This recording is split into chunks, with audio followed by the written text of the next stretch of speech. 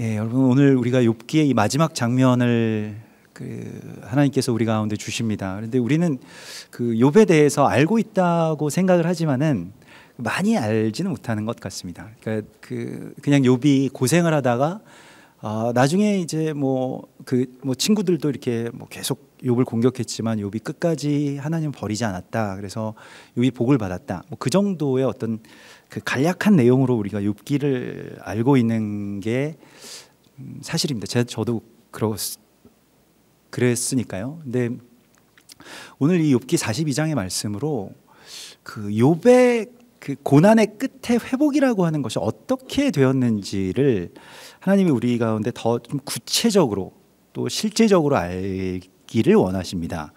그래서 오늘 이 욥기 42장 2절의 말씀을 좀 더 우리가 오늘 좀 구체적으로 보겠는데요. 2절의 말씀을 보면 주께서는 못하실 일이 없사오며 무슨 계획이든지 못 이루실 것이 없는 줄을 아오니 라고 이제 고백을 하고 있습니다. 이것은 이제 그 욥의 예배입니다. 욥이 그 오랜 어떤 그런 절망과 또한 상처와 또 암흑 가운데 있다가 마침내 깨어나서 하나님께 이렇게 예배하기 시작합니다. 고백하기 시작합니다. 그래서 주께서는 못하실 일이 없사오며 전능하신 하나님을 그렇게 부르게 됩니다. 그리고 무슨 계획이든지 못 이루실 것이 없습니다 라고 하는 주님의 섭리를 인정하게 됩니다. 주님의 전능하심과 주님의 계획의 섭리를 이렇게 고백하는 예배가 욥에게서부터 시작이 됩니다. 사실은 우리가 욥기를 보면 욥은 예배로 시작해서 예배로 끝납니다. 욥기가요. 그래서 욥기 1장에 보면 욥이 이 부자였는데 망하고 또 이 엄청난 그 고난을 겪죠. 그래서 자녀들도 다 죽고 몸에도 아주 이게 기왓장으로 긁어도 그 가려움이 가시지 않을 정도로 피가 날 정도로 그렇게 아픈 어떤 그런 이 악종이 막 돋아나고요. 너무나도 고통스러운 가운데에서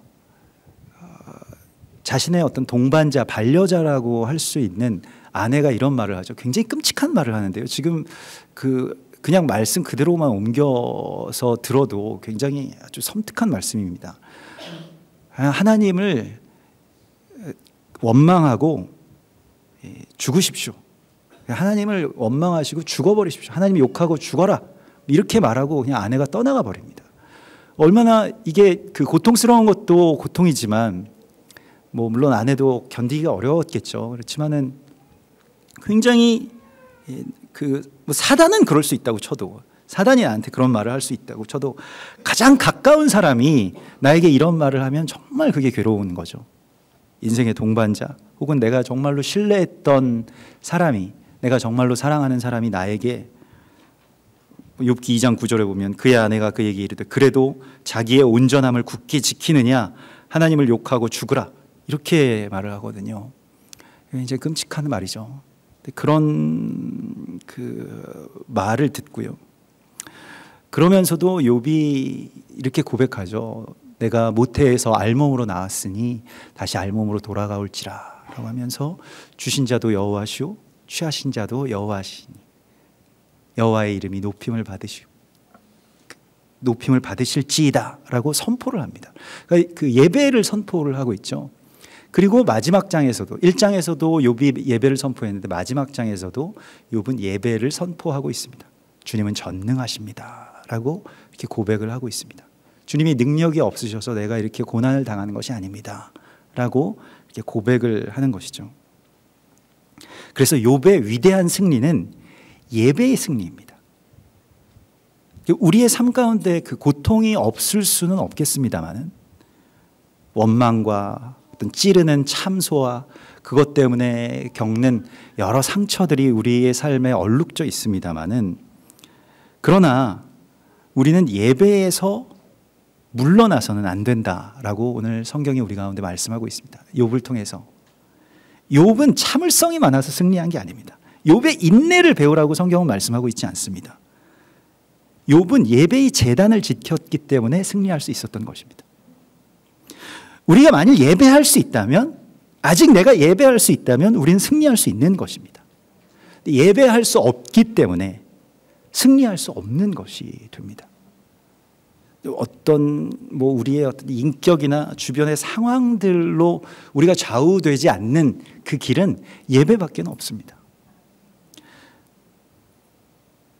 그런데 예배를, 이러한 그 예배의 승리를 가로막는 것이 무엇이었을까요? 오늘 이 3절에 보면 무지한 말로 이치를 가리는 자가 누구니까? 라고 말을 하고 있습니다. 무지한 말로 이치를 가리는 자가 누구였습니까? 욥의 세 친구들이 아니었습니다. 사실은 원래는 욥의 세 친구들이죠. 이건 팩트입니다만은, 그런데 욥은 자기 자신이라고 말을 하고 있어요. 내가 무지한 말로 주님의 그 진리를 가렸습니다 라고 말을 하고 있어요. 그것은 바로 나였습니다. 내가 이 예배를 가로막고 있었습니다 라고 말하고 있습니다. 그래서 여기서 무지한 말로 이치를 가리는 자 누구니까? 나는 깨닫지도 못한 일을 말하였고 스스로 알 수 없고 헤아리기도 어려운 일을 말하였나이다. 그래서 자신의 말이 예배를 가로막고 있었음을 고백하고 있습니다. 이걸 정확하게 그가 깨달았어요. 여기서 우리는 이제 말이라고 하는 단어는 글쎄요, 말밖에 없지 않습니까? 말과 다른 말을 대체할 만한 말이 있나요? 언어? 그 정도가 될 수도 있겠습니다만은, 언어, 대화 이런 게 있을 수 있겠습니다만은, 여기서 말이라고 하는 그 히브리어 단어를 보면 이 나가드라고 하는 말을 씁니다. 근데 나가드라고 하는 그 단어는 이게 그 누구의 얼굴 앞에 아주 적대적으로 뭘 탁 둔다는 거예요. 그러니까 물잔을 두더라도 그냥 눈앞에 탁 갖다가 탁 둔다는 거예요. 그 말을 사람 앞에 특별히 그 얼굴 앞에 이렇게 둔다라고 하는 것은 이게 좀 적대적이고 공격적이라고 하는 그런 뜻을 갖고 있습니다. 그래서 말이 그냥 쏘는 말이 나가는 거예요. 이걸 나가드라고 합니다. 그래서 이걸 논증하다, 입증하다, 논쟁하다 이런 뜻이 됩니다. 그래서 그 일반적인 말이 아니라 좀 공격적인 언어를 이제 나가드라고 합니다. 그래서 내가 이 나가드가 내 안에서 나갔었습니다라고 말하는 거예요. 그래서 이 나가드라고 하는 것을, 그래서 내가 막 이걸 주장하고 나의 의를 입증하려고 하고 사람들과 말로써 이렇게 싸우려고 하는 그 말을 내가 이제 거부하겠습니다 라고 선포하고 있는 것입니다. 내가 이것을 스스로 거두어 드리겠습니다. 이것은 스스로 내가 이걸 나가드를 거부하겠습니다 라고 하는 것이거든요. 나가드가 어디에 처음 나오냐면, 성경에서는 이 단어가, 히브리 단어가 처음 쓰여지는 게 굉장히 중요하거든요. 그게 모든 그 의미를, 성경에서 처음 나온 부분이 어디냐라고 할 때 모든 의미를 다 지배하는데, 창세기 3장 11절에 보면 하나님께서 아담에게 이렇게 물으십니다. 너에게 누가 너의 벗었음을 내게 알렸느냐? 거기서 너 벌거벗었어 라고 알린 것이 누구입니까? 사단입니다. 그게 나가드입니다. 그러니까 근데 사실 사단이 그게 너 빨개 벗었잖아 이렇게 놀린 게 아니었죠. 자기 스스로가 자기 안에서 이게 나왔어요. 나가드가 나는 특별히 자기 자신에 대해서 먼저 찌르기 시작했습니다. 자기를 참소하는 언어가 자기 안에서 스스로 나오기 시작했어요. 그래서 자신의 수치가 보였고요. 자신의 치부가 드러나 있음을 새삼스럽게 그렇게 깨닫게 됐습니다. 사실 살면서 가장 힘든 것은, 남이 나를 미워하는 것도 힘들지만 내가 나를 미워하는 것만큼 힘든 게 없습니다. 이 자기 혐오라고 하는 것은 사단이 가장 바라는 것이고 하나님이 가장 안타까워하시는 것이죠. 우리도 자녀들이 자기를 막 자책하고 나는 안 되나 봐, 나는 어떤가 봐 하면 마음이 아프잖아요. 자기의 어떤 그 존귀함을 깨닫지 못하고 내 안에서 나를 참소하는 그 사단의 이 참소가 내 안에서 말로써 이렇게 나오는 것, 이것을 지금 하나님께서 버리라고 말씀을 하십니다. 그러니까 무지한 말로 이치를 가렸다라고 하는 것이, 이 선악을 알게 하는 나무 열매도 마찬가지, 이 나가드의 이야기가 다 그것과 연결되는데요. 내 안에서 이렇게 올라오는 말들이 예배의 적이라고 말씀하고 있습니다. 나가드가 예배의 적인 것입니다. 이 말의 싸움의 전장이 바로 예배의 제단인 겁니다. 이게 꼭 내가 입술로 이렇게 말하지 않아도요.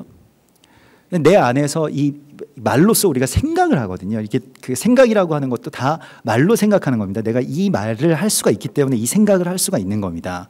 우리는 뭐 그걸 잘 이렇게 인지하지 못하지만, 그래서 내 안에 있는 말 가운데서 누군가를 찌르는 이 공격적인 말들을 거두는 것, 이것을 예배라고 하는 것입니다. 예배에서 우리가 이걸 하기 위해서 예배를 하는 겁니다.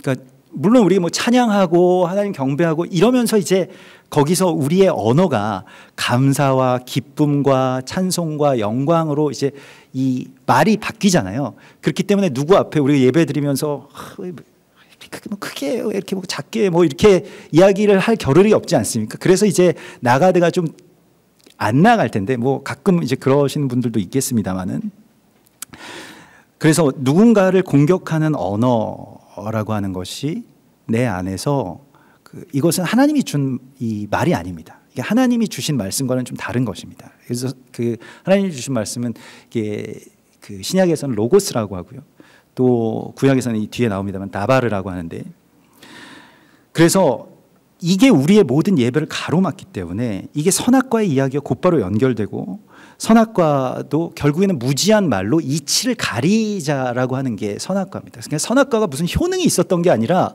그 안에서 무언가 이 판단이 나갔잖아요. 그러니까 그런 어떤 뭐 이것을 우리는 너무 일상적으로 사용하면서 살아가고 있기 때문에, 선악과를 매일같이 사용하면서 내 안에서 이 나가드가 나가기 때문에 여기에 대해서 이것과 내가 싸워야 되겠구나. 이게 나의 예배를, 나의 삶의 예배를 가로막는구나. 우리가 지금 여기에서는 여러분이 그 말을 하실 겨를도 없고, 나가드가 좀 간혹 나오긴 하겠습니다만 나올 겨를이 없습니다만, 삶 가운데서는 굉장히 일상적으로 이게 나오거든요. 이거를 되돌려 놓는 이야기가 이 예배의 재단에서부터 시작되어서 삶의 재단으로까지 이어져야 됩니다. 그게 예배라고 우리가 생각을 하고 있어야 된다는 겁니다. 그게 예배의 싸움이라고 하는 것을 우리가 알아야 된다라고 하는 겁니다. 그래서 대화를 할 때에도 뭐 굉장히 일상적인 대화, 이게 사실 방심할 때 이게 쑥 들어오는 거거든요. 일상적인 대화 가운데서 사실 우리가 그 인식하고 막 정신을 차리고 나는 정말 이 싸움에서 이겨야지라고 하면 뭐 실수가 없겠죠. 근데 그냥 이렇게 풀어져 있을 때 나오는 말로 누군가에게 상처를 줄 수도 있고, 또 그것 때문에 상처를 받고 뭐 끙끙거리고 뭐 이런 일들이 굉장히 많이 있죠. 제가 얼마 전에 그 집에 들어갔는데 제 아내가 머리를 굉장히 짧게 잘랐더라고요. 여름이라 더워서 그런지. 그래서 제가 이렇게 머리를 짧게 잘랐을까 하는데 제 아내도 나 머리 너무 짧지? 그러는 거예요. 미장원에서 너무 짧게 자른 것 같아. 좀 짧게 잘라달라 그랬는데 너무 짧게 자른 것 같아. 거기서 제가 거기에 이제 맞장구를 쳐서 그래 내가 볼 때 그렇게 짧게 잘라놓으니까 뭐 옛날에 버스 차장 같다 막 이렇게 얘기를 하면 이제 제 아내가 어떻겠습니까? 머리 짧지 그러는데 갑자기 이게 생각이 난 거예요. 그래서 아니야, 당신은 짧은 게 더 어울려. 당신은 원래 목선이 매력이기 때문에 짧은 게 더 어울려. 그 어디 미장원에서 했어? 나도 거기 가야 되겠다. 이렇게 얘기를 한번 해봤거든요. 원래 평상시 저의 모습은 아닌데 그 말에서 그런 싸움에서 이겨야 되겠다. 내 속에서 그냥 나오는 대로 그래 너무 짧다, 막 이상하다 이렇게 이야기를 하지 않고, 그래서 그렇게 한번 해봤더니 굉장히 분위기가 좋아지더라고요. 그래서 뭐 이런 작은 소소한 어떤 대화 가운데서도 그리고 가장 내가 쉽게 이 긴장을 놓을 수 있는 어떤 상대 앞에서도 그 얼굴 앞에 쏘는 말을 두지 않는 것, 이것을 예배라고 하는 것입니다. 이게 예배예요. 그러니까 우리가 지금 이렇게 어떤 형식을 갖추어서 드리는 이 예배도 예배이지만 이 나가드를 내가 거부하는 것이 예배라는 겁니다. 사단은 뭐 사단까지 갈 필요도 없이 그냥 우리 스스로도 굉장히 여러 시간 가운데 여러 부분에서 그냥 아주 쉽게 이런 말들이 그냥 쏟아져 나옵니다. 뭐 어떻게 뭐 그 예를 들기가 좀 어려울 정도로. 근데 그래서 결국 무지한 말로 이치를 가린다는 거예요. 그래서 그 무지한 말도 여기서 그 선악을 분별한다라고 할 때 선악을 판단하는 나무를 이제 그 토브라 다트라고 합니다. 여기서도 무지라고 하는 것을 이제 뭐 벨리 다트라고 하는데 지금 같이 연결되어 있는 어떤 그런 그 이야기라고 할 수가 있겠습니다. 그래서 이치를 가리고 선악을 판단하는 게 우리의 삶에 있어서는 굉장히 일상적인 겁니다. 누구나 다 그렇게 합니다. 누구나 다 말로써 이치를 가리고 선악을 좋다, 나쁘다 이런 걸 계속 우리가 표현하기도 하고 생각하기도 하고 마음에 담아두기도 하고 이렇습니다. 그런데 우리가 예배를 드린다라고 하는 것이 지금 이걸 되돌려 놓자는 겁니다. 여기서부터 예배가 시작되고요. 사실은 여기서 예배가 완성됩니다. 욥이 선포하고 있는 예배는 바로 여기에 있습니다. 어떻게 이걸 되돌려 놓을 수 있을까요? 그래서 예전의 수도사들은 말을 참는 것을, 중세 시대의 수도사들은, 지금도 뭐 영성훈련 뭐 이렇게 하면 또 카톨릭의 뭐 이 떼제나 뭐 이런 그런 뭐 수련 이런 것들에서는 침묵을 굉장히 많이 이야기를 하죠. 저도 침묵을 좋아하고 침묵 가운데 또 이렇게 머물러 있어 봤습니다만은 좀 한계가 있는 것 같아요. 이게 그 카톨릭 영성인데 저도 예전에 되게 좋아했습니다만 뭐 침묵하고 막 관상하고 속으로 이제 막 하나님과 이렇게 깊이 들어가고, 근데 이것은 그 임시 방편이 될 수는 있어도 안 써서 이 막는 것이 그게 승리는 아닙니다. 뭐 실수하는 것은 더 올 수 있어요. 약간의 유익이 있을까요? 근데 침묵하면 뭐 자기가 실수는 안 할 수 있어도 또 답답하잖아요. 서로가 답답하고. 그래서 뭐 돌을 닦는 것도 아니고 계속 그렇게 침묵하면 뭐 하나님을 만날 수 있다 이렇게 이야기를 하는데, 저도 그 신학교에서 당시, 지금은 좀 여기에 대한 반성이 있습니다만은 제가 신학교에 다닐 때는 이런 영성 훈련을 굉장히 많이 강조했었습니다. 그래서 신학생들이 뭐 며칠씩 이제 일주일씩 들어가서 뭐 그 침묵하기도 하고요. 거기서 뭐 많은 어떤 그런 영적인 그 체험들도 하곤 합니다만은, 근데 그래서 그런 영성 훈련의 어떤 대가들이 어떻게 됐는가, 제가 그걸 이제 찾아봤거든요. 중세 시대에 수도원 운동 가운데서 침묵 수련을 했던 사람들이 어떻게 됐는가, 그 사람들이 어떤 승리를 거두었는가 이렇게 찾아봤는데 이제 많이 감추어져 있습니다만은 놀랍게도 그 사람들 가운데 상당수는 자살 충동을 느낍니다. 말을 너무 안 해서 그럴까요? 사실은 생각의 어떤 부유물들이 계속 그 내면에서 쌓여가지고 더 이상 감당할 수 없어서 충동적으로 자살하는, 수도원에서 자살하는 사건들이 굉장히 많이 일어나게 되는데, 다 침묵 수련의 어떤 그런 좀 부작용이라고 할까요? 뭐 좋은 점도 있습니다만은 부작용도 있겠죠. 그래서 그것은 답은 아닌 것입니다. 침묵하는 것은 때로는 하나님이 원하실 때 그것을 하는 것은 우리에게 귀한 것입니다만 답은 아니죠. 참된 이 말을 되돌려 놓는, 그 말의 선악과 이 열매를 되돌려 놓는 일에 가장 적극적인 것은 우리가 감사하는 것이죠. 예배하는 것입니다. 또 고마워하는 것이고요. 또 축복하는 것입니다. 말을 바꾸는 것입니다. 그래서 그러므로 내가 스스로 거두어드리고 티끌과 제 가운데서 회개하나이다. 욥이 지금 회개하는 것은 자신의 행실에 대한 회개가 아니었습니다. 자신의 이 말에 대한 회개였습니다. 이 나가드에 대한 회개를 합니다. 그래서 이제는 이 혼란스러운 모든 참소와 공격의 말들을 내가 다 거부합니다. 여기서 거두어드린다는 것은 내가 거부하겠습니다 라고 하는 것입니다. 이게 예배입니다. 사단은 계속해서 우리 가운데 그 나가들을 옆에서 막 종종 계속 생각나게 합니다. 점점 가라앉았다라고 생각하는데 며칠 뒤에 생각해 보니까 막 화나는 일들 있으신가요, 여러분? 좀 내성적인 분들이, 좀 소극적이신 분들이 그런 경우가 많은데, 생각해 보니까 굉장히 서운한 것 같고, 그 서운한 감정이 조금씩 또 자라죠. 사단이 계속 물을 주고요. 계속 떠오르게 합니다. 계속 기억나게 하고. 그래서 그때는 괜찮았는데, 그때 내가 그런 말을 했어야 되는데, 내가 이 말을 했어야 되는데, 뭐 이런 식으로 이제 계속해서 사단이 자신의 제단으로, 나가드의 제단으로 우리를 초대하는데, 그런데 오늘 욥은 이렇게 말합니다. 그러므로 내가 오늘 이렇게 말합니다. 내가 말하겠사오니 주는 들으시고 내가 주께 묻겠사오니 주여 내게 알게 하옵소서. 이 4절의 말씀에서요. 이게 욥의 예배인데요. 예배의 시작이었습니다. 내가 말하겠사오니 이렇게 되는데, 우리가 아까 전에 나가드 대신 다바르라고 하는 말이 있다고 했잖아요. 그래서 뭐 그 히브리어 가운데 이 다바르라고 하는 말이 이제 보통 일반적으로 말씀, 특별히 하나님의 말씀을 다바르라고 합니다. 이것의 원래 첫 번째의 뜻이 무엇이냐면 말이라고 하는 뜻이 아니고요, 정돈하다라고 하는 뜻을 갖고 있습니다. 이게 다바르입니다. 그러니까 지금 이제 이렇게 막 내 안에서 원망도 나오고 상처도 나오고 막 누굴 공격하는 말도 나오고 막 어지러져 있던 그런 모든 이 공격적인 말들을 다 치워버리고 정돈하는 거예요. 다바르입니다. 다바르는 질서입니다. 하나님이 주신 말이 내 안에서 나오는 것이 다바르입니다.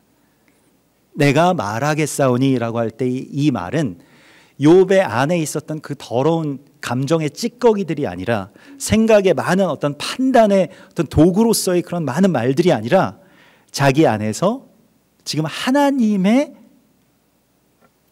말이, 하나님 말씀이시잖아요. 예수님 말씀이 육신이 되셔서 우리 가운데 오시지 않았습니까? 그 예수 그리스도께서 내 안에서 드러나는 것, 이게 내가 말하겠사오니 라고 하는 다바르가 되겠습니다. 그러니까 내 안에서 그리스도 예수화가 드러나는 것입니다. 예수님께서 놀라운 말씀이 육신이 되는 삶을 우리 가운데 보여주셨죠. 그래서 그 예배의 시작이라고 하는 것은 말을 정돈하는 데 있는데요. 그럼 어떻게 정돈하겠습니까? 오늘 이 뒤에 4절 뒤에 주여 내가 주께 묻겠사오니 내게 알게 하옵소서라고 하고 있습니다. 샤알이라고 하는데 묻겠사오니라고 하고 있습니다. 그러니까 말을 정돈하는 데 있어서 가장 중요한 것은 하나님께 듣는 것입니다. 정말로 듣기 위해서 하나님께 묻는 거예요. 원망하기 위해서 묻는 게 아니고요, 막 논쟁하기 위해서 묻는 게 아니고요, 하나님께 내가 이제 듣겠습니다 라고 그렇게 고백하고 있습니다. 하나님의 음성을 들으려고 하는 거예요. 왜 나한테 그런 말 했어? 왜 그때 나한테 그러셨어요? 이거 잘못된 거 아니에요? 이렇게 그 당사자에게 가서 우리가 물으려고 하죠. 근데 당사자는 왜 그런지 잘 몰라요. 뭐 어쩌면 그게 실수일 수도 있고 무심코 던진 말일 수도 있고 기억이 나지 않을 수도 있습니다. 당사자들은, 특별히 나에게 상처를 입힌 당사자들은 그 상처가 뭔지 잘 모릅니다. 예전에 우리가 뭐 그 이용규 선교사님 그 내려놓음 여기서 그분이 쓰신 책에서 나에게 돌을 던진 사람들은 나는 막 맞고 피투성이가 되어 있는데 무심코 돌을 던진 사람들은 돌을 던졌는지도 모르더라는 거예요. 누구에게 물어야 되느냐? 하나님께 물어야 됩니다. 하나님, 왜 이런 일이 있습니까? 왜 그런 말이 나에게 들렸습니까? 왜 이런 생각이 내 안에서 떠오릅니까? 왜 이런 마음들을 내가 절제할 수 없을까요? 라고 하는 것을 하나님께 묻는 것입니다. 이걸 제일 잘했던 사람이 누구냐면 다윗입니다. 다윗 시편에 보면은 하나님께 묻는 데에 주저함이 없어요. 사람들에게 다윗이 원망했던 적을 본 적이 없습니다. 다윗이 누구를 뭐 원망하거나 또 누구를 판단하거나 이런 그 장면을 성경에서 보기가 어렵습니다. 한 번 판단한 적이 있는데 이제 골리앗이죠. 네가 할례 받지 않은 네가 어떻게 하나님을 욕하느냐라고 하면서 이제 달려갈 때 뭐 그런 말을 하긴 합니다만은, 대부분 자기를 죽이려고 하는 뭐 사울이나 또 많은 사람들에게 실제로 그들과 막 그런 말을 하진 않습니다만은 하나님께 묻죠. 하나님, 어찌하여 내게 이런 일이 일어납니까? 어찌하여 저 원수들이 나를 공격합니까? 이런 구절이 너무 많이 있어요. 하나님께 묻죠. 솔로몬도 마찬가지였습니다. 열왕기상 그 3장에 보면 그 솔로몬이 1000번제를 드린 후에 솔로몬에게 하나님께서 나타나셔서 이렇게 말씀을 하시죠. 너에게 무엇을 줄고 무엇이든지 내가 구하라, 내가 너에게 주겠다라고 말씀하셨을 때 솔로몬이 듣는 마음을 저에게 주십시오. 종에게 듣는 마음을 주십시오 라고 그렇게 구하죠. 정말 지혜로운 사람이죠. 듣는 마음을 구한 것입니다. 우리도 하나님께 듣는 마음을 구해야 되겠습니다. 하나님께 듣는 마음을 구해야 되거든요. 하나님 저에게 듣는 마음을 달라고. 그게 내 입술에 파수꾼을 세우는 일입니다. 여러분 예배 때 우리가 구해야 될 게 있는데 그 듣는 마음을, 이 샤알이라고 하는 이 부드러운 마음을, 하나님께로 듣는 마음을 내게 좀 달라고 구해야 됩니다. 우리가 듣지 않고 우리는 말하는 걸 우리가 좋아하는데 듣는 것을 구하는 거예요. 그래서 어제 이런 말을 제가 들었습니다. 또 지금 내가 이런 생각이 듭니다. 하나님 여기에 대해서 하나님 말씀해 주세요 라고 구하는 거죠.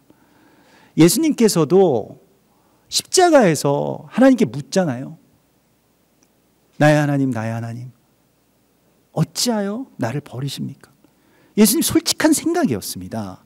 연약한 생각이고 또 어쩌면 잘못된 생각이라고 할 수도 있지만 하나님께 그렇게 물었어요. 정말로 궁금해서 묻는 겁니다. 근데 우리가 이렇게 하나님께 물으면 하나님이 응답을 주시죠. 하나님 만나게 해주시죠. 오늘 그래서 그렇게 하나님께 물었을 때에 4절과 5절 사이에 어떤 일이 있었던 것 같아요. 5절에 보면 내가 주께 대하여 귀로 듣기만 하였사오나, 그 말을 직역해 보면 내가 다른 사람들을 통해서 주님에 대하여 들었으나 이제는 직접 눈으로 배웁습니다 라고 하는 고백을 합니다. 그 4절과 5절 사이에 굉장히 놀라운 일이 있었던 것인데요. 주님, 내가 이제 묻겠으니, 내가 이제 정돈된 이 다바르를 주님께 말하겠사오니 주님 내게 들어주소서라고 하는 것이죠. 사실 말씀이라고 하는 것이 내 안에서 이 다바르라고 하는 것이 막 이렇게 논리정연하게 정제된 말이 나간다, 이것이 아니고요. 하나님께는 그냥 하나님께 드리는 모든 말이 다 다바르입니다. 하나님의 입에서 나오는 모든 말씀도 말씀이잖아요. 우리가 하나님께 올려드리는 모든 말도 다바르인 것입니다. 그래서 내가 뭐 어떤 형식을 갖추어서 내가 이런 말만 하나님 기뻐하실 말만 해야 되겠다, 그것도 물론 귀한 것입니다만은, 그러나 그냥 하나님께 내가 올려드리는 그런 모든 말, 그러니까 사람들을 공격하기 위한 말이 아니라 하나님께 내 감정을 토로하고 묻고 얼마든지 하라고 하나님 말씀하시거든요. 하나님께요. 이게 다바르인 것입니다. 정돈이라고 하는 것이 내 안에서 뭐 어떤 화술이 정제되고 이런 게 아니라 그냥 하나님께 올려드리는 말인 거예요.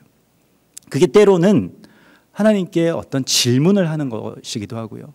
또 왜 그렇습니까? 라고 하는 어떤 그런 질문 가운데서 하나님이 이제 점차 오늘 이 욥과 같이 이러한 주님의 놀라운 은혜를 주시는데, 이것이 무엇입니까? 이제는 눈으로 주를 뵙습니다 라고 하는 거예요. 눈으로 주를 뵙는다고 하는 이 경험을 여러분 해보신 적이 있으신지요? 저도 예전에 뭐 때문에 하여튼 사람이 힘들 때가 있잖아요. 힘들 때 이제 기도를 할 때 마치 오늘 그 욥기의 이 42장의 4절과 5절의 사이처럼 막 그렇게 왜 그렇습니까? 그런 기도를 이렇게 막 하고 있을 때 항상 주님께서 보여주시는 어떤 형상이 있었습니다. 욥도 아마도 그 형상을 본 것 같은데요. 이건 뭐 저의 어떤 상상이고 짐작이기 때문에 어떨지는 모르겠습니다만은, 그 십자가에 매달려 계신 예수 그리스도이신 거예요. 피투성이가 돼서 정말로 거친 숨을 내쉬고 있는 그 십자가의 예수 그리스도의 옆에 이제 내가 가까이 가게 된 것. 전에는 항상 십자가의 위에 내가 있었습니다만, 기도할 때도 내가 생각할 때도 저에게 보였던 어떤 그런 이 형상 같은 것은, 비전 같은 것은 십자가가 계속 아래에 있는 것처럼 느껴졌습니다. 그래서 나를 떠받치고 있는 십자가, 나를 용서하시는 십자가, 나를 구원하신 십자가의 의미는 되겠습니다만은, 그러나 때로 우리가 정말 깊은 고난 가운데 들어가 있을 때, 그때 주께 부르짖을 때 하나님께서 그리스도 예수와의 형상을 정말로 눈으로 보는 그 형상을 보여주십니다. 내 곁에 계시고 나보다 더 큰 고통을 겪고 계시는 한 사람을 만나게 해주시죠. 그리스도 예수와를 우리가 보게 해주십니다. 내가 눈으로 주를 배웁습니다 라고 한 것은 욥이 뭐 어떤 시간과 공간을 초월해서 십자가의 그리스도 예수와를 본 것이죠. 예수와께서 고통받으시는 그 하나님의 모습을 본 것이죠. 그 형상을 욥이 보게 된 것이죠.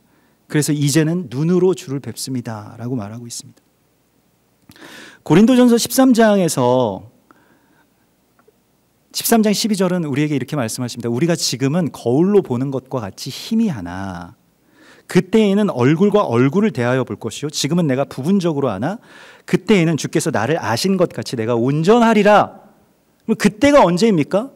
예수님 오실 때일까요? 재림과 부활 때, 그때도 그때이겠습니다마는, 그러나 오늘 고린도전서 13장에서 말씀하신 그때는 그 뒤에 나옵니다. 그런즉 이렇게 나오네. 믿음, 소망, 사랑, 이 세 가지는 항상 있을 것인데, 그럼 지금도 있다는 것인데요. 그 중에 제일은 사랑이라고 말씀을 하십니다. 바로 그때가 언제냐? 우리가 주님의 얼굴을 볼 수 있는 그때가 언제입니까? 사랑할 때입니다. 그것도 더 나아가서 원수를 사랑할 때입니다. 그때를 말하는 거예요. 사랑할 수 있는 사람을 사랑하는 건 뭐 자식을 사랑하거나 아니면 뭐 가족을 사랑하거나 하면 내가 나한테 잘 맞는 사람을 사랑하는 거, 이것은 누구나 할 수 있는 일입니다. 예수 믿지 않아도 그냥 자연적인 어떤 모든 대부분의 사람들이, 그거 못하는 사람들도 있습니다만 아무튼 대부분의 사람들은 그래도 그런 사랑을 할 수 있습니다. 그러나 여기서 말씀하고 있는 그 사랑이라고 하는 것은, 믿음, 소망, 사랑이라고 하는 것은 주님으로부터 나오는 사랑인데, 이것은 특별히 원수 사랑에 관계가 있습니다. 그래서 그 사랑을 할 때 우리가 그리스도 예수와를, 하나님을 볼 수가 있게 됩니다. 그 형상을 볼 수 있게 된다는 거예요. 그래서 오늘 욥기는 욥이라고 하는 한 사람을 가지고 하나님과 사단이 무슨 내기 도박을 벌인 것이 아닙니다. 우리가 뭐 그렇게 어떤 실존주의자들, 하나님을 믿지 않으려고 막 성경에서 증거를 찾으려는 사람들은 이거 봐라, 인간을 가지고 이게 내기하는 신이 있을 수 있느냐, 뭐 그렇게까지 비난하곤 하는데, 하나님이 지금 욥이 이런 고난 가운데 이거 견디나 안 견디나 보자, 한번 보자, 뭐 이렇게 해서 욥을 그렇게 죽음의 고통 가운데 그 문턱까지 그렇게 몰아세운 것이 아닙니다.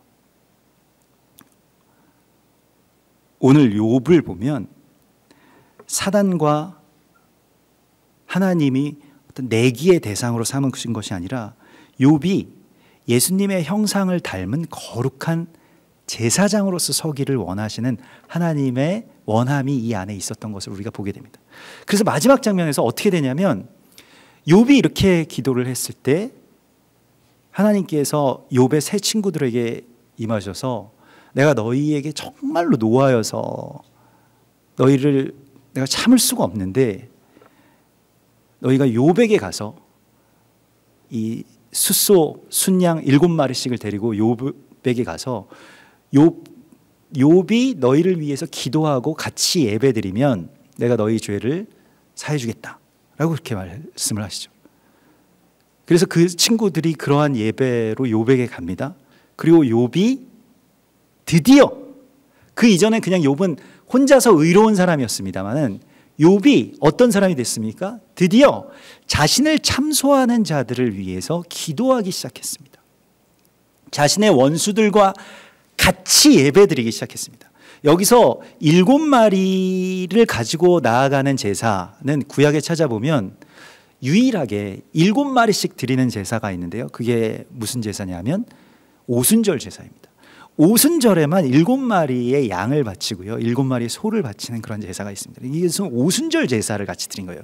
오순절에 우리에게 일어난 이 구속사적으로는 이 절기, 뭐 오늘 이 욥기에서 말씀하고 있는 이 7마리의 제사, 이것이 모두 다 전에 원수되었던 자들과 특별히 그 원수되었던 자들을 위해서 드리는 이 한 세 사람의 예배와 연결이 됩니다.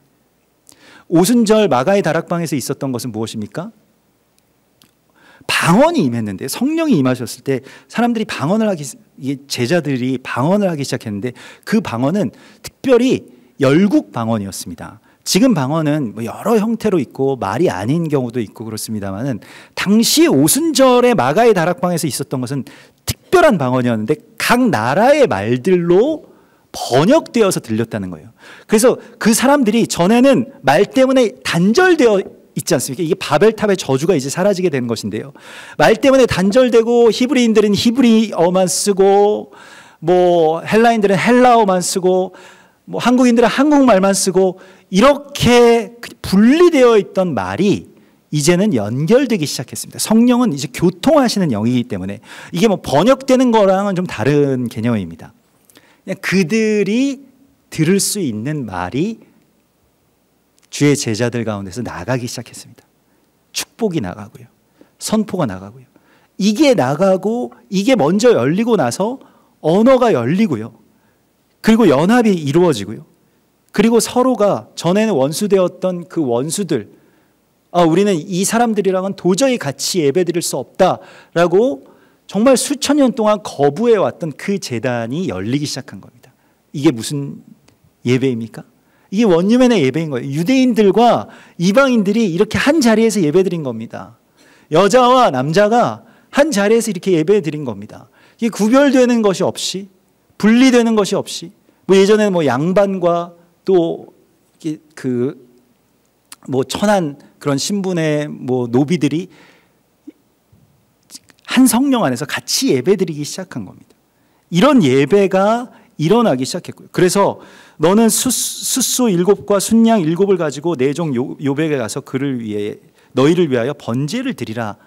여기서 번제라고 하는 것은 뭐 그 화목제의 제사를 말하는 것이고요. 그래서 이러한 화목의 제사를 하나님 앞에 올려드리는 이 제사장으로서 서게 하기 위해서 욥에게 이런 여러 고난과 시련 끝에 마침내 예수와를 만나게 하시고 이 예배의 단계로 부르셨다는 거예요. 우리가 주님이 우리를 제사장으로서 부르시고 예배자로서 부르셨다라고 하는 것은 예배의 그냥 어떤 한 그 청중으로서 관객으로서 그냥 잠깐 참여하는 그러한 예배의 단계에 머물러 있기를 원하시지 않습니다. 여기까지 우리가 주님을 찾아서 왔습니다마는 여기서 이제 우리는 다시 나가야 됩니다. 주님의 말씀을 가지고요. 주님의 이 나바르, 축복과 또 예언을 가지고요. 나가는 것입니다. 그래서 오늘 모든 것이 풀릴 때 어떻게 풀립니까? 욥이 이렇게 해서 친구들을 위해서 기도할 때, 예배가 시작되었을 때 여호와께서 욥의 곤경을 돌이키십니다. 모든 것의 회복은 이 예배 가운데 있는 거예요. 우리가 이전의 예배 가운데는 나갈 수가 있습니다. 그냥 내가 하나님만 보고 예배하는 거는 할 수가 있어요. 그런데 그 다음 단계의 예배에는 좀처럼 나가기가 어렵습니다. 정말로 주의 얼굴과 얼굴을 대면해서 볼 때 욥이 정말 그 친구들과 계속 싸우다가 갑자기 친구들이 양 7마리 끌고 와서 우리를 위해서 좀 기도해 줘야 되겠는데 라고 하면 아니 아까 전에는 뭐 이전까지는 나한테 이런 말을 해놓고 나는 당신이랑 같이 예배 못 드려 이렇게 하지 않고 그 친구들을 위해서 전심으로 기도하고 예배하는 중재자, 중보자가 되었을 때 그가 비로소 제사장이 되고 하나님이 이걸 다 회복시켜 줍니다. 욥의 원래의 삶은, 여러분들의 원래의 삶은 왕 같은 제사장으로서의 삶이거든요. 근데 그냥 이 땅 가운데서 사단이 주는 어떤 그런 이상한 말로 사람들을 참소하고 폄하하고 판단하고 이러면서 원래는 하나님이 제사장으로서 이 사람들을 용서하고 선포하고 세우는 그러한 거룩한 그 은혜와 회복의 통로로서 하나님이 우리를 부르셨는데 우리가 참소의 도구로 전락해버리게 되었을 때 하나님은 얼마나 그것이 견딜 수 없는 슬픔이십니까? 우리를 제사장으로서 부르셨다라고 말씀을 하십니다. 그래서 이 예배가 회복됐을 때 욥의 삶도 회복됩니다. 여러분 반드시 이것은 하나님의 언약이고 우리를 부르신 하나님께서 오늘 우리 가운데 알기를 원하시는 말씀입니다. 여러분 우리 안에서도 이 예배가 회복돼야 됩니다. 그때 비로소 내가 예수님의 사랑으로 그 원수들을 사랑하고 원수들과 같이 예배드릴 수 있을 때 그 하나님께서 좋은 것만 주셔야지 왜 자꾸 원수를 그렇게 주실까요? 원수를 만나게 해주실까요? 원망할 사람이 보이고 사실은 하나님만 보고 예수님만 보고 예배하면 원수가 생길 일이 없습니다. 그런데 자꾸 뭐 어딜 가나 뭐 교회에 오나 어딜 가나 뭐 사역을 하나 자꾸 뭔가 이렇게 계속해서 그렇게 무언가 걸리는 사람들이 생긴다라고 하는 것은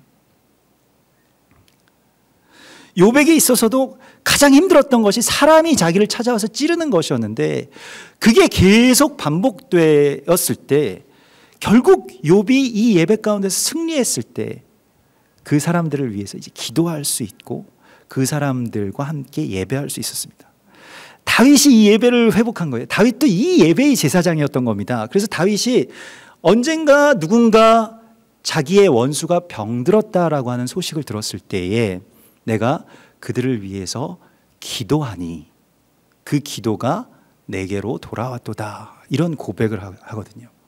욥도 마찬가지죠.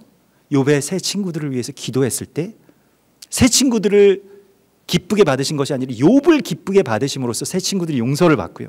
이게 제사장의 역할이거든요. 주님, 제가 잘못했습니다. 저를 용서해 주십시오 라고 하면 그 죄가, 제사장은 그 죄를 나에게 전가하는 겁니다. 전가를 받는 겁니다. 그래서 나를 용서해 주십시오 라고 하면 나를 하나님이 용서해 주심으로써 그 사람들이 용서를 받는 거예요. 근데 우리는 그것을 거부해 왔습니다. 그냥 저 사람 좀 심판해 주십시오. 안 좋은 일 좀 일어나게 해 주십시오. 뭐 이런 식으로. 아니면 그냥 나랑 상관없이 되게 해 주십시오. 내가 그 사람을 책임지는 자입니까? 가인이 그렇게 말한 이래로 계속해서 우리는 그 책임에서 회피해 왔습니다.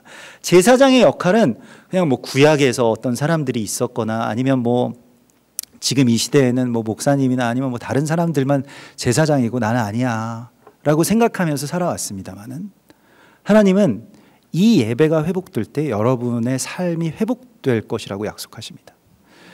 이것은 정말로 정확한 이야기입니다. 이 예배가 회복돼야 나머지의 회복도 있는 거예요. 먼저 회복시켜 주시면 내가 이 예배를 회복할 수 있을까? 그렇지 않습니다. 정확하십니다. 하나님은 정확하신데 그 친구들을 위해서 기도할 때 욥의 모든 곤경을 돌이키시고 이전의 모든 소유보다 갑절이나 주신지라. 그래서 욥이 왜 회복됐냐면 많이 참아서 회복된 게 아니고요, 원수와 함께 드리는 예배의 제단 가운데 제사장으로서 섰기 때문에 회복된 것입니다. 우리가 이때까지 좀 잘못 알고 있었는데, 성경을 대충 봤기 때문에 잘못 알고 있었던 것이 욥의 인내를 배우라고 성경이 우리 가운데 말씀을 하신 줄 알았는데 인내가 아니었습니다. 원수와 같이 드리는 이 예배의 단계 가운데로 여러분을 부르십니다. 같이 드릴 수 있을까요? 우리의 어떤 감정으로, 우리의 마음으로. 근데 하나님께서 오늘 우리에게 이것을 요구하고 계십니다. 이것이 있으면 모든 것이 다 회복돼요. 그래서 이렇게 갑절이나 주시고, 그러니까 어떻게 됩니까? 이런 예배가 회복이 되니까요. 이런 원유면의 예배, 전에 원수되었던 자들과 같이 드리는 예배가 회복이 되니까 사람들이, 떠났던 사람들이 다 옵니다. 관계라고 하는 것도 그 사람과 푸는 게 아니에요. 우리는 뭐 이 사람과 내가 뭐 얘기해서 뭐 어떻게 해서 감정적으로 그렇게 잘 안 풀립니다. 사람이 다 상태가 다르고 감정의 어떤 그런 결이 다 다르기 때문에 잘 풀리지 않습니다. 하나님께 같이 기도하고요, 예배하기 시작할 때 그런 모든 것들이 다 하나님께 우리가 다 연결되어 있는 존재잖아요. 우리 피조물이기 때문에 하나님의 마음과 우리가 연결이 되어 있습니다. 하나님이 풀어주시는 거예요. 그 친척들이 와서, 또 주변에 떠나갔던 사람들이 와서 이제 욥의 말을 듣기 시작하고요. 거기 생명이 있으니까 그렇습니다. 그리고 어떻게 합니까? 욥을 알아봅니다. 욥을 어떻게 알아봤냐면, 전에는 욥이 부자였기 때문에 뭐 사실, 그리고 욥이 지금도 뭐 하나님이 갑절을 회복시켜 주셔서 돈이 필요한 게 아닌데, 욥에게 각각 캐시타 하나씩과 금고리 하나씩을 주었다. 이거는 제사장에게 예물로 드리는 겁니다. 그러니까 그 어떤 약속의 예물로 드리는 거예요. 그러니까 사람들이 이게 욥이 무슨 어떤 위임 예식을 한 것도 아닌데 욥을 알아본 거예요. 제사장이 그곳에 서면 거기에 예배의 제단이 회복이 됩니다. 이게 꼭 어떤 우리가 찬양팀을 조직하고 뭘 만들어 가지고 이게 예배가 되는 게 아니고, 여기 내 안에서 하나님의 말씀과 위로와 기도가, 회복의 기도가 나아가기 시작하면 거기가 제단이 되는 거예요. 욥이 그렇게 예배하기 시작했을 때 그곳이 제단이 되고 제사장이 그곳에 서 있으니까 사람들이 오는 겁니다. 하나님은 여러분들이 그렇게 서기를 원하신다라고 지금 말씀하십니다.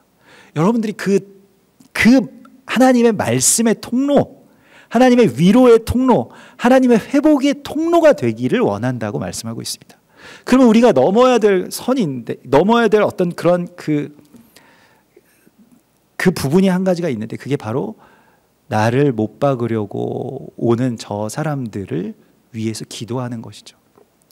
원수들과 함께 예배드릴 수 있는가? 이 다음 단계의 예배로 하나님이 우리를 부르시고 계십니다.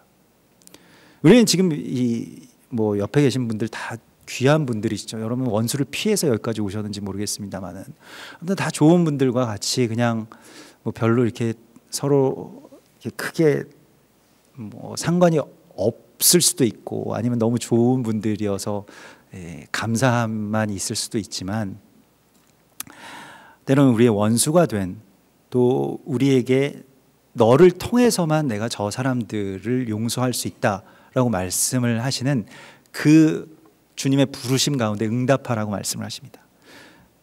이게 제사장 된 삶입니다. 우리는 원유맨의 제사장으로서 이 세상 가운데 부르심을 받았습니다. 그래서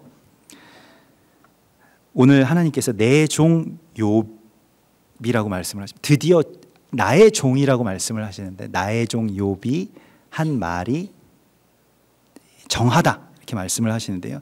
이 종이라고 하는 뜻이 아베드라고 하는 것인데, 이것은 예배자를 뜻하는 겁니다. 그래서 그 예배자인 욥이 어떻게 되었습니까? 많은 어떤 이 재산의 증가도 있었는데, 이게 다 어떻게 보면 14라고 하는 숫자와 관계가 되는데, 14는 다윗이라고 하는 이름의 숫자이고요. 뭐 예수님의 어떤 그 족보도 14대, 14대, 14대 뭐 이렇게 나가죠. 그래도 왕의 어떤 권세를 얻었음을 암시하고 있는 그런 숫자입니다. 그리고 중요한 것은 아들을 7 낳은 게 있고요. 아들 7은 이제 완전함의 어떤 표징이고요. 아들은 이제 상속자를 말하는 겁니다. 그런데 더 중요한 게 있어요. 여기서 욥기의 마지막 장면에 뭔가 어떤 숨겨놓은 어떤 비밀의 코드를 주님께서 이렇게 말씀을 하시는데, 딸을 셋 낳았다라고 이야기를 합니다. 근데 이 딸 셋이 굉장히 귀한 거예요. 아들의 이름은 나오지도 않습니다. 성경에서 사실 이런 경우가 거의 드물어요. 성경에 보통 일반적으로 이거는 뭐 남녀 차별 이런 것과 좀 관계가 없는데, 그냥 이거 굉장히 상징적인 것인데, 그냥 아들은 하나님의 어떤 상속자를 말하는 것이고, 성경에서 뭐 이 범죄한 사람들을 뭐 그렇게 표현을 하는데, 외인, 뭐 이방인 이런 사람들을 이제 딸로 표현을 합니다.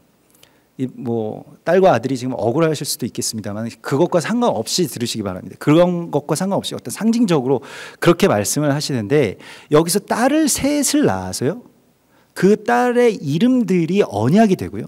그리고 더 나아가서 어떤 일들이 있었냐면, 구약의 어떤 율법을 훨씬 더 뛰어넘는 그 딸들에게까지 아들에게 줄 몫을 상속합니다.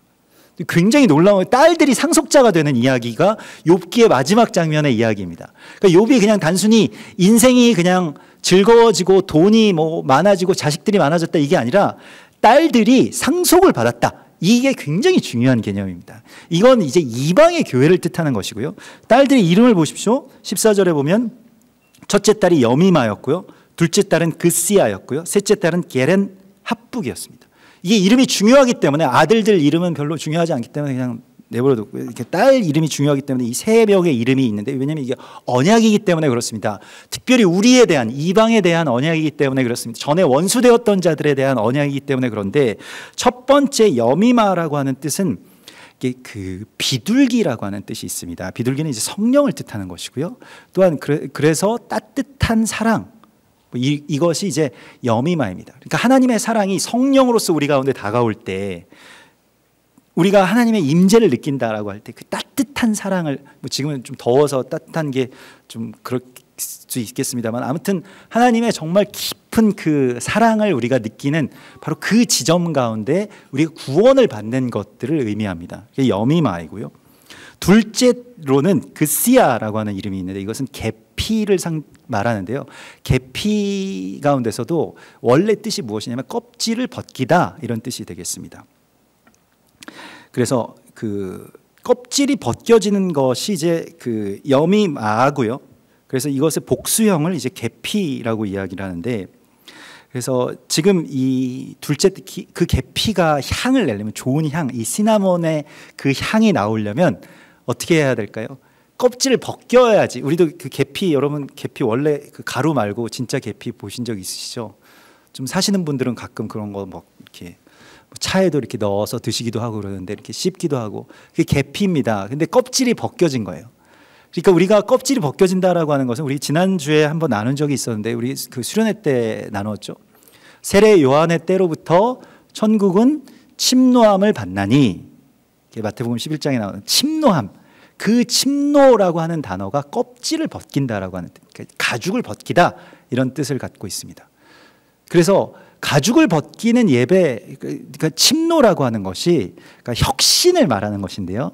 이게 마치 내 가죽이 벗겨지는 것과 같이 내 생살이 벗겨져 나가는 것과 같은 어떤 그런 고통들이 있죠. 근데 거기에서 비로소 그리스도 예수와의 향기가 나아가게 됩니다. 우리가 주님의 거룩한 예배자로서 지금 부르심을 받았는데요. 먼저는 성령을 받고요.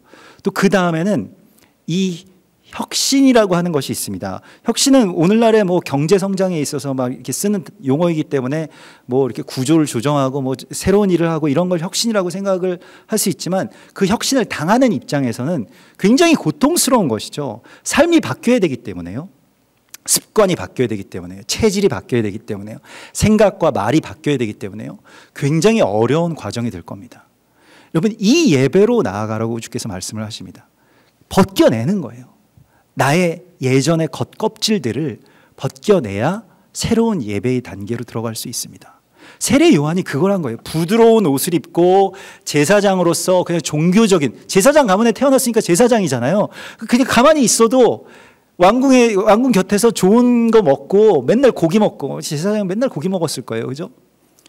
뭐 전국에 있는 고기란 고기는 다 먹어봤을 겁니다. 그러면서 항상 사람들과 백성들의 어떤 칭송을 받고요. 뭐 당시 제사장들은 다 주거나 뭐 모든 게 다 최상급으로 귀족처럼 정말로 다 대우를 받을 수가 있었습니다. 그런데 그걸 거부하고 광야로 나가잖아요. 부드러운 옷을 벗어 던지고 그 껍질을 벗고 광야에서 메뚜기와 석청을 먹으면서 낙타 털옷을 입고 회개하라, 하나님의 나라가 가까웠다라고 선포하는 그 혁신의 예배자가 됩니다. 이게 침노라고 하는 것입니다. 이게 오늘 이 그시아라고 하는 이름 가운데 있는 껍질을 벗기는 예배의 단계로 하나님 우리를 부르시고 있는 겁니다. 여러분, 우리는 지금 이 예배는, 이 교회에서 이렇게 드리는 이 예배는 껍질에 둘러싸여 있는 예배입니다. 교회의 예배, 형식, 예배당, 뭐 어떤 기독교라고 하는 어떤 종교적인 어떤 그런 전통, 이것도 우리를 이전까지 계속 보호해 주던 껍질이죠. 그런데 여기서 이제 벗어나는 그 예배의 단계로 나아가라고 말씀을 하고 있습니다. 그래서 삶으로 들어가는 것이고요. 삶의 현장 가운데서 대화 속에서나 아니면 정말로 내가 만난 그 원수들과 함께 드리는 그런 예배의 자리 가운데로 우리가 들어가지 않으면 원수들은 여기까지 오지 않습니다. 그래서 같이 예배하는 것이죠. 먼저는 내가 혼자서 그렇게 기도하는 것에서부터 시작합니다. 다윗이 그 원수들을 위해서 금식했던 것과 같이 그렇게 그들을 위해서 기도하는 것에서부터 시작이 되는 것이죠. 그리고 마지막 셋째 딸의 이름이 게렌 합북입니다. 게렌이라고 하는 것은 그 케렌이라고 하고요. 이 케렌은 무엇을 말하냐면 순양의 뿔을 말합니다. 이게 여기 이게 케렌입니다. 여기 뿔이요. 그게 창세기 22장에 아브라함이 모리아산에 자기 아들을 데리고 올라가죠. 이삭을 데리고 올라갔을 때 눈을 들어 살펴본즉 한 순양이 뒤에 있는데 뿔이 수풀에 걸려 있었던지라. 여기서 뿔이라고 하는 것이 뭐 우리가 뭐 뿔라파를 때 뭐 쇼파르라고 하는 단어도 있고 여러 가지 그 뿔이라고 하는 단어가 많이 있습니다. 유목민이기 때문에 그 뿔이라고 하는 단어가 굉장히 많이 있는데 여기선 케렌이라고 하는 말을 썼습니다. 이것은 왕을 뜻하는 것이고요. 특별히 돌출된 어떤 왕이라고 하는 그런 뜻을 갖고 있고요. 이 케렌, 이 셋째 딸의 이름이 케렌이라고 하는데 케렌 합북, 이 합북이라고 하는 것은 이제 그 물감을 칠하다 이런 뜻입니다. 그러니까 이 그리스도 예수와의 이 케렌은 이제 예수와를 상징하는 것이고요. 그 케렌, 그 그리스도 예수와의 그것은 이제 이 수풀에 아브라함이 모리아산에서 처음 봤던 형상은 수풀에 걸려있는 뿔이었습니다. 나중에 그 모리아산에서 사람들이 보았던, 제자들이 보았던 형상은 나무 위에 달려 계신 그 케렌, 곧 예수아였습니다. 그 케렌의 뿔, 그것으로 말미암아서, 그 보혈로 말미암아서, 그 물감으로 말미암아서 칠하는 겁니다. 전에는 무채색이었던, 전에는 아무것도 바랄 수 없고 또 아무런 색도 내지 못했던, 아름다움도 내지 못했던 여러분, 우리 한 사람 한 사람에게 주님께서는 그것으로 말미암아서 가장 아름다운 색을 주시겠다라고 말씀을 하십니다. 여러분들에게 그러한 색을 주시겠다는 거예요. 아름다운 색을 주시겠다는 겁니다. 그냥 이 합북이라고 하는 것이 아름답게 칠하다라고 하는, 채색, 그냥 채색이 아니라 아름답게 칠하다 하는 거예요. 그래서 여러분을 통해서 세상이 아름다워질 것이라고 주님이 약속을 하십니다. 이것이 제사장의 삶인 것입니다. 내가 그들을 위해서 기도하고 또 이 모든 원망의 사슬들, 상처의 고리들을 끊고요. 그게 얼마나 아름다운 제단입니까? 제가 예전에 글쎄요, 곰곰이 저희 부모님에 대해서 한번 생각해 본 적이 있습니다. 최근에 아버지에 대해서 생각을 해봤는데, 저는 아버지에게 이렇게 막 상처를 받은 적이 한 번도 없거든요. 아버지가 저를 엄하게 꾸짖으신 적도 없고, 삶에 있어서 기억나는 상처가 거의 없습니다. 이거 좀 독특한 삶의 환경이었던 것 같은데, 대부분 아버지들에게 상처를 많이 받죠. 그런데 우리 아버지는 왜 나한테 상처를 안 주셨을까? 상처를 안 받으셔서 안 주셨을까? 그래서 아버지의 삶을 이렇게 뒷조사를 해봤는데요. 상처를 굉장히 많이 받으신 삶이더라고요. 특별히 그 아버지에게도 많은 상처를 받으시고, 예전에 어르신들이 그렇습니다만은 여러 가지 이 많은 어려움들이 있으셨던 것 같아요. 당신의 입으로는 말씀을 안 하시지만 주변을 이렇게 조사를 해보니까 많은 아픔들이 있으셨더라고요. 근데 말을 안 하시는 거예요. 그리고 자기가 그 상처를 받았다고 해서 다른 사람들에게 그 상처를, 특별히 자신의 자식에게 그 상처를 대물림하지 않는 것이 상처를 받은 자의 어떤 사명이겠죠. 그 사명을 이분이 지키셨겠구나, 이런 생각을 하게 돼서 굉장히 감사했습니다. 그냥 그 받은 상처, 또 보고 자란 것들을 똑같이 하셨으면 우리 가정도 나도 굉장히 힘겨웠을 텐데, 그렇게 살지 않으신 그 모습이 이분의 예배였구나, 이런 생각을 뒤늦게 나중에 이제 그 삶을 다시 한번 바라보니까 느끼게 되겠더라고요.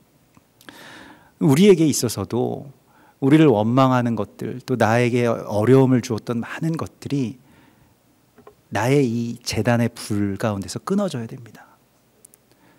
그게 예배입니다. 나를 저주하는 많은 말들이 이제 내 안에서 다 소멸되고 하나님의 말이 나와야 됩니다. 이게 예배입니다. 우리는 이 예배 가운데로 나오라는 초대를 오늘 받습니다. 우리는 지금 이 제단의, 이 예배의 산에서 이제 내려가서 우리의 가죽이 벗겨지는 것과 같은 그 예배의 장소로 나아가야 됩니다. 그것을 하나님이 우리에게 계속해서 요구하고 계십니다. 여러분들은 왕과 같은 제사장이라고 말씀을 하십니다.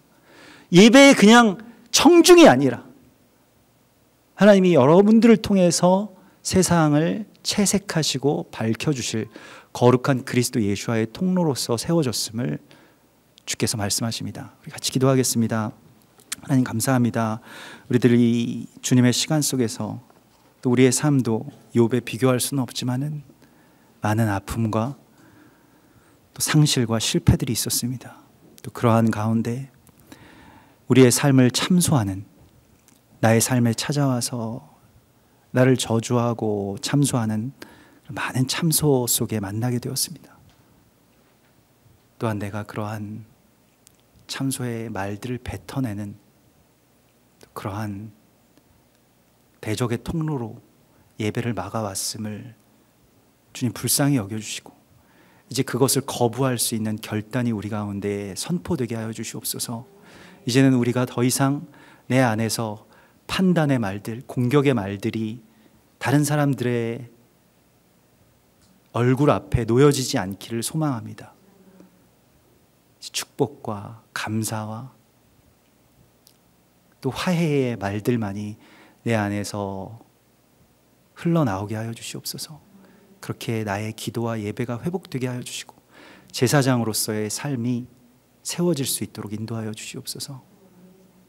주여, 우리가 이 예배의 제단에서 삶의 예배의 제단까지 나아갈 때 욥의 세 딸들처럼 우리도 아들의 몫을 그렇게 상속받는 거룩한 주님의 상속자요, 주님의 자녀로 설 수 있게 하여 주시옵소서. 우리가 그렇게 주님께 부르심을 받았고 그렇게 회복되었음을 믿습니다. 우리 한 사람 한 사람을 통해서 주님 거룩한 주의 제단을, 화목제의 제단을 삶의 장소에서 회복시켜 주시옵소서. 다시 오실 예수와 메시아의 이름으로 감사하며 기도드리옵나이다. 아멘.